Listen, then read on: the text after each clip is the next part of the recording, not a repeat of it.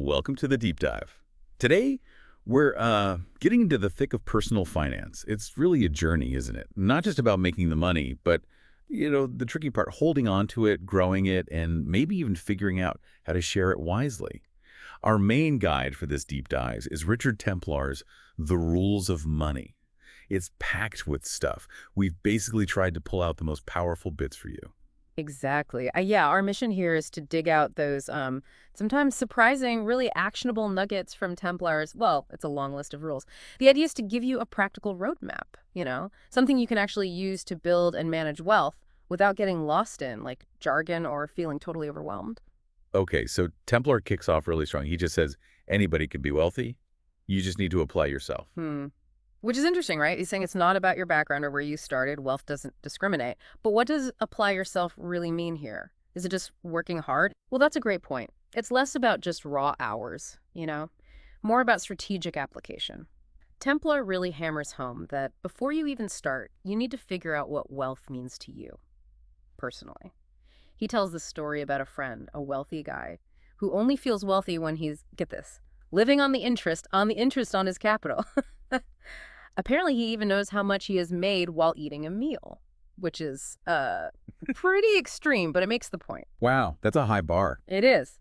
But it shows true wealth isn't just a number in the bank. It's about financial freedom, understanding how your money's working even when you're not. Right. And speaking of having a clear target, he gives this slightly odd advice.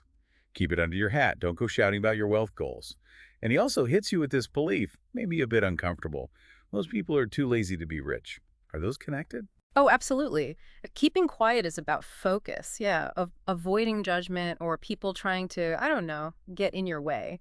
And the too lazy thing, it sounds harsh maybe, but it's not really a moral judgment. It's more like a reality check. He says bluntly in another rule, get a reality check, you're not going to win the lottery, forget it. He even suggests you calculate how much you've actually spent on tickets compared to winnings. Ouch. Yeah. That could be depressing. Right. It's about facing those truths. If your goal is, say, $50,000 in 5 years, putting aside $20 a month, well, it just isn't going to add up. It's about seeing the gap between where you want to be and what you're actually doing. Which brings us to something really fundamental he pushes for. Get rid of your money myths. He lists the common ones, like money is the root of all evil, or I don't deserve to be rich, even you can't have money and be spiritually pure. It feels like he's saying these are just inherited ideas that, well, they sabotage us. Exactly. They're deep-seated stories we tell ourselves or that we've been told that stop people before they even begin. If you look at wealth like he suggests in Rule 8 as a consequence, not a reward, it changes things. Money becomes payment for clever thinking and hard work. It's not about whether you're morally good or bad or if you deserve it. Think about Calvin Ayre, the online bookie guy. He spotted an early opportunity. Or that car washer charging $2,000 a car for this super premium service. $2,000 for a car wash. Yeah. The point is, their money is a direct consequence of their business model, their cleverness, their execution, not some measure of their virtue. Okay, so if we ditch the myths, what can money actually do for us? Templar has that rule, money doesn't buy happiness, we've all heard it. But he adds something important, doesn't he? He does. He calls it a placebo, not a cure. But, and this is the key bit, it can buy away a lot of unhappiness. Yeah. Think about it, right? Money can get rid of the stress of medical bills. It can mean a safer place to live, less anxiety about, emergencies. Yeah, okay, I see that. Oh. It doesn't create joy, but it removes the pain points. Exactly. It clears away a lot of the common stuff that causes unhappiness. And that kind of leads into understanding price and value, because they're not always the same thing. Not at all. Templar uses the example of a $100 bottle of wine in a fancy restaurant. You're not just paying for the grape juice, are you? You're paying for the whole experience, the ambience, the service, the location. The fancy tablecloths. Right. And this isn't just about buying stuff. It applies to your career, too. Are you just looking at your hourly wage, the price, or are you considering the skills you're gaining, the network you're building, the long-term value? Sometimes a tough, low-paying job early on pays off massively later. Yeah. He also mentions an old, cheap Mercedes that still looks like wealth, so the price can be way less than the perceived value. Interesting. So ultimately, his advice is know how the wealthy think, which sounds like homework. Study finance, read the serious newspapers, find money mentors. It's a constant learning curve. Oh, definitely. It's not passive. Wealthy people are often, constantly learning, constantly networking. They get that their mindset is maybe their biggest asset, and they work on it. They're not afraid to ask for help or learn from others. And Templar ends that bit with a nice thought. Prosperous and fun sounds good to me. Kind of reframes wealth as something enjoyable, not just a slog. All right, let's shift gears from mindset to actually doing things. Mhm. Templar insists you've got to have a plan. He's pretty blunt about it. Why are a fool and his money so easily parted? Because the fool doesn't have a plan. Simple as that. It's harsh, but it's true, isn't it? A plan gives you direction, it makes goals real, stops you just drifting financially. Without one, you're just, well, reacting all the time. And part of that plan is getting a grip on your finances, finding and plugging the leaks. Hmm? He suggests things like, cutting up credit cards, checking every single interest rate, even just writing down everything you spend for 1 week. Just 1 week. Yeah, even just a week can be incredibly eye-opening. You suddenly see where money's just vanishing. Okay, speaking of money vanishing, Templar has this really provocative take on insurance. Insurance pays someone, and odds are it's not you. Ooh. That sounds kind of wrong, doesn't it? Or at least counterintuitive. It does at first glance, but he's looking at it from a purely business perspective. Insurance companies exist to make a profit. Templar reckons most people don't get back more than 2/3 of the money they pay in insurance. Now, the nuance is vital here. You absolutely need the insurance the law requires, like car insurance, no question.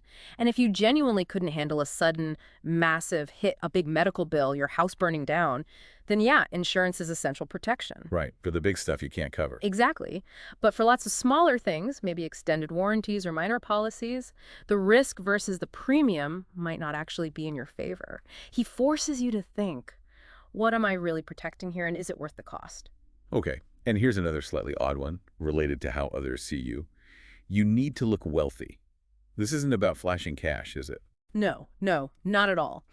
He specifically advises dressing smartly, aiming for restrained elegance. His point is perception. Dress wealthy and people will assume you are and treat you accordingly. It's about commanding a bit of respect, signaling professionalism. Not bling, as he puts it. Right. Unless you're a rich rap star, maybe. It's more about using psychology in business and social settings. Got it. Now, a concept people often mix up, speculate to accumulate. No, this isn't gambling. Yeah. How does he separate those? Well, gambling is pure chance, right? Luck of the draw. Speculation, the way Templar uses the word, involves time and effort, forethought and planning, energy and dedication. It's about calculated risk, based on research, insight, which leads right into the next rule. Decide your attitude to risk.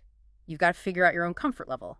Look at your income, your assets, how you handle stress. And remember, he says, risk doesn't mean bad. It means you don't know how it will all turn out. It's about managing that uncertainty. And when you're dealing with other people in business, he has a really simple, strong rule. If you don't trust someone, don't do business with them. It really comes down to trusting your gut. He says, if the situation feels wrong, it probably is. It's a call to listen to that intuition. Be, as he puts it, the biggest, boldest, and bravest in protecting your own interests. Simple advice, but it can save you a lot of trouble. That's solid.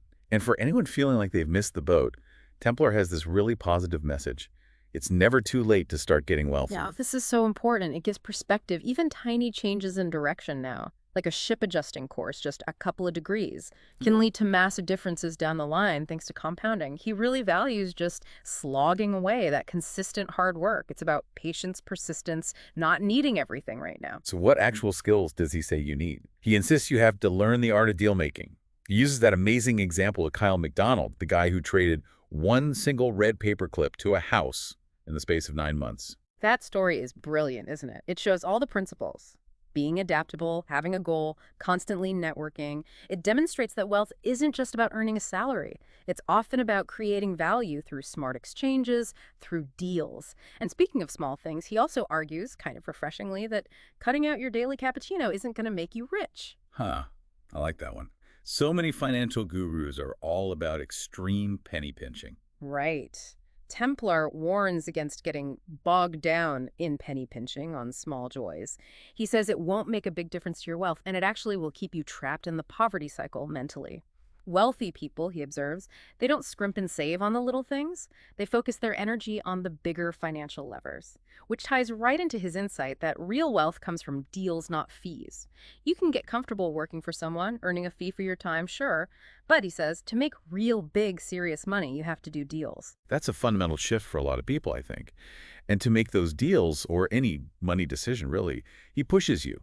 Don't waste time procrastinating. Yeah. Make money decisions quickly. Yeah, procrastination is like the enemy of building wealth. Hmm. He links this to knowing what you're passionate about and just acting on it. He says, the biggest mistake is not knowing what you are doing, where you are financially, and what is up ahead. It's about clarity and just moving, taking decisive action. Okay, here's a big one, a core principle maybe. Don't borrow money unless you really, really have to. Sounds like age-old wisdom. It pretty much is. Templar talks about the plus, the interest you always pay. He urges paying off loans before anything else. He points out the simple truth is that those who borrow almost always pay a higher rate of interest than the rate received by those who save. Debt just works against you constantly. It's like anti-compounding. Exactly. It's a drain. So how do you stand out then? How do you add value? Templar says find your unique selling proposition, your USP. When you can do something no one else can do, you can basically pretty well name your price. Remember that $2,000 car wash? Yeah. That's the idea. Solve a problem or offer something uniquely valuable. Make yourself indispensable. Got it. Okay, for people looking at investing, Templar gives a handy tool. Calculate the net return, and he introduces the rule of 72. Ah, the rule of 72. It's fantastic for a quick mental check. So say you're looking at an investment that might return, on average, maybe 8% a year. You just divide 72 by 8. That gives you 9. So roughly 9 years for your money to double at that rate. That's neat, just a quick estimate. Yeah, it's a simple shortcut, but it really helps you grasp the power of compounding, and how long you might need to wait for things to grow. Puts the time value of money right there. Very useful. And when it comes to actually making money, Templar declares that selling is the bedrock upon which every fortune is built. Strong words. Yeah, but he backs it up. He uses Alex Tu's $1 Million homepage as a perfect example of just ingenious selling. Selling isn't just about, cold calls. It's about understanding what people need or want, creating something valuable, and then communicating why your thing is the answer. It's persuasion, really. Right. Before you jump in with real cash, though, he has this slightly counterintuitive rule. Do a dummy run. Yes. Track imaginary investments. Follow stocks or whatever for months, maybe even years. Calculate your hit rate, how often you would have been right. It lets you learn the ropes, make mistakes without actually losing money. You refine your strategy, understand the market, all risk-free. Smart. And for investing more broadly, Templar doesn't mince words about how to understand how the stock market really works. He even calls it a form of gambling, but then clarifies. Right. He calls it gambling, but then advises a very non-gambling approach. Get rich, slowly but surely, with value. He says basically, ignore all the noise, don't chase quick profits. Instead, focus on finding companies whose share price doesn't reflect their worth. Solid, undervalued businesses, which links to another rule. Only buy shares or anything you can understand, and always remember, nothing is certain. Yeah. It's all about fundamental analysis, long-term thinking, not chasing trends. So the takeaway for financial choices seems to be use your head. Don't let your personal tastes or emotions mess things up.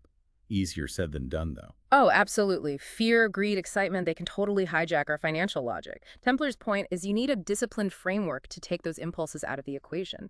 And part of that discipline is building up some capital first. Get a bit of capital. You need that initial lump sum to save, and then invest it. Put it into assets that generate more money, shares, rental property, whatever things that work while you're asleep. Capital is the seed, Right, the seed money. And here's a strategy maybe people don't think about enough. Create several income streams, or, as he puts it, duplicate yourself. The truly wealthy seldom rely on just one paycheck, right? Templar notes, the rich usually have several money-making schemes going for them. It gives you security through diversification, and it just multiplies your earning power. And having that security maybe helps you control spending impulses, which he compares to an addiction. A spending addiction. Yeah. He suggests this temporary Scrooge phase of intense saving might seem restrictive, but it leads to so much more later when that saved money is put to work. Okay, makes sense. And maybe the biggest warning sign he puts up, there are no get-rich-quick schemes, period. He calls people who fall for them poor mugs. And the examples he gives are almost funny. They're so blatant. Water purifier selling schemes, a pest killer that was literally just 2 blocks of wood. 2 blocks of wood. Yeah. Seriously. Seriously. And some yard of silk thread hoax. His point is crystal clear. Real wealth takes time, effort, and thought. Anything promising instant riches is almost certainly a scam. Which really underlines his other powerful statement. There are no secrets. He says flat out, no one but you is going to make you wealthy. No one in the whole wide world. Wow. That's empowering, but also a bit daunting. It's all on you. It is. It's a call to take ownership. So after laying all this out, Templar's final challenge in this section is pretty direct. Don't just read this, do something. Yeah, it's the ultimate nudge, isn't it? He basically asks, okay, you get it now, but have you actually done anything about it? And he adds that interesting bit of advice. Act as if you're already rich, not by spending foolishly, but by adopting the mindset, the discipline. It changes how others see you and maybe how you see yourself. Right. Okay, let's move into the next phase. You've made some money, things are going okay. Templar warns, don't sit back. Complacency is the enemy here. He says, nothing wilts faster than laurels that have been rested upon. Building wealth and keeping it is an ongoing thing, requires constant attention. And part of that is attention to detail, like really checking the small print on everything. Interest rates, fees, charges. Make sure money isn't just sitting idle, doing nothing. And to help stay on top of it, he suggests you get some money mentors. Find successful people who can offer advice, support, maybe even restraint when you need it. And how much does that cost? He cheekily suggests the cost is about 4 decent lunches a year. So it's about building relationships. Okay. Now, for someone who's been at it a while, Templar says, play your hunches, which seems to contradict the earlier use your head logic. It sounds like it, but it's different. It's not about random guesses. It's about trusting your highly developed intuition. That inner voice that after years of experience just tells you, something stinks, or this feels right. A seasoned person's hunch isn't really emotion overriding logic. It's more like a rapid subconscious processing of tons of information, a different kind of calculation almost. Ah, okay. Experience-based intuition. And to keep focused on the big picture, he advises, get someone else to do what you're not good at.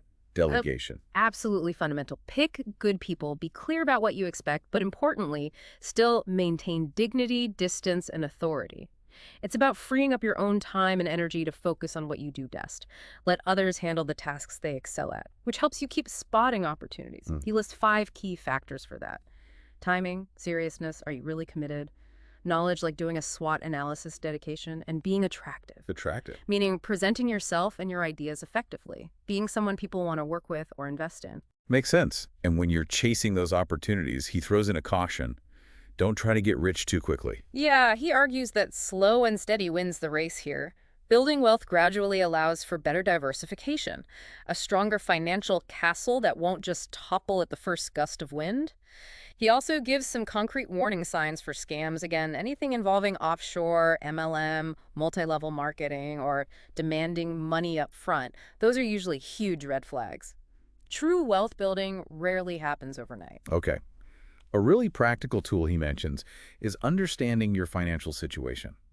Understand a balance sheet. He keeps it simple. Assets minus liabilities, equity. That tells you what you are worth. It's a simple formula, but incredibly powerful. It's like a financial snapshot. What do you own? What do you owe? What's the difference? Looking at your personal balance sheet regularly shows you if your assets are growing, if your debts are shrinking, if your overall net worth is actually moving in the right direction. It cuts through the noise. Yeah, gives you the bottom line. And personally, as an investor, he stresses, know your own style. You need brutal honesty here. Are you naturally optimistic, too cautious, fearful? You have to understand your own tendencies. And critically, you need to know when to quit riding a losing streak. Self-awareness is vital for making rational decisions, not emotional ones. This applies to earning, too. Know your worth. Be clear about the value you bring. Negotiate for more than just salary. Think cars, pensions, vacation time.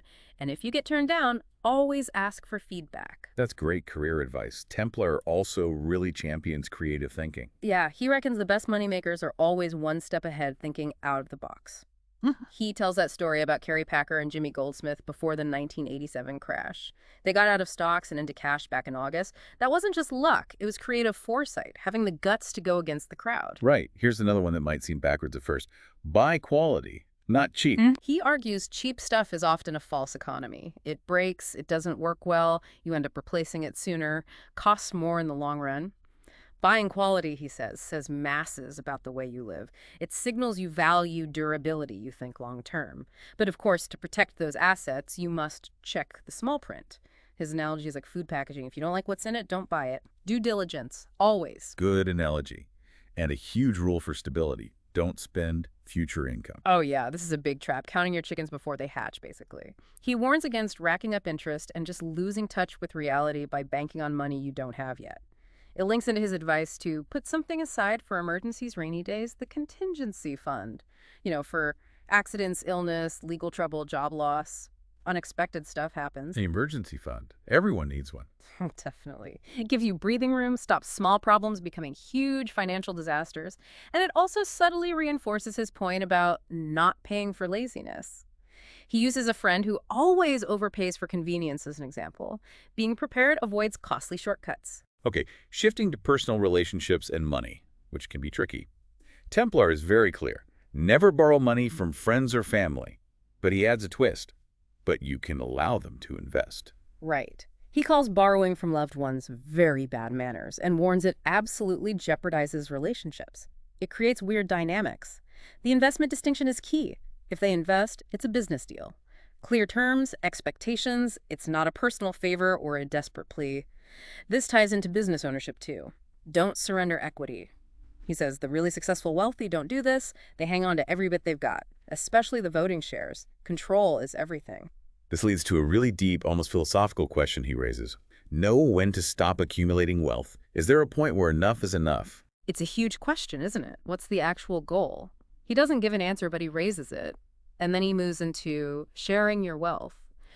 He suggests sharing is a kind thing to do, obviously, but also that it can double its value. Maybe not literally in cash, but in other ways, impact, satisfaction, legacy. And he stresses using your wealth wisely. Stable investments, like a home, not just, self-indulgent habits that drain it away. And back to that tricky family dynamic. He's even firmer on lending. Never lend money to friends or family unless you are prepared to write it off. Full stop. Yeah, this is a hard line, but probably necessary for many people. He says, if you do lend money to friends and don't get it back, you lose more than just the money. You lose the friendship as well. It's about protecting those vital relationships from financial tension. He also had some interesting thoughts on kids. Don't overprotect your children from the valuable experience of poverty, not actual deprivation, but... Let them learn the value of money. Exactly. Teach them how it works, let them earn things, and crucially, he warns against telling them about any future inheritance because it just demotivates a child, takes away their drive. Interesting point. So if you do want to share wealth through giving, Templar advises, choose your charities wisely. His approach is practical. Figure out what causes matter to you. Check their financials, how much actually goes to the cause, and trust your gut. He even admits he tends to reject charities that directly approach me. It's about making intentional, thoughtful choices, not just reacting.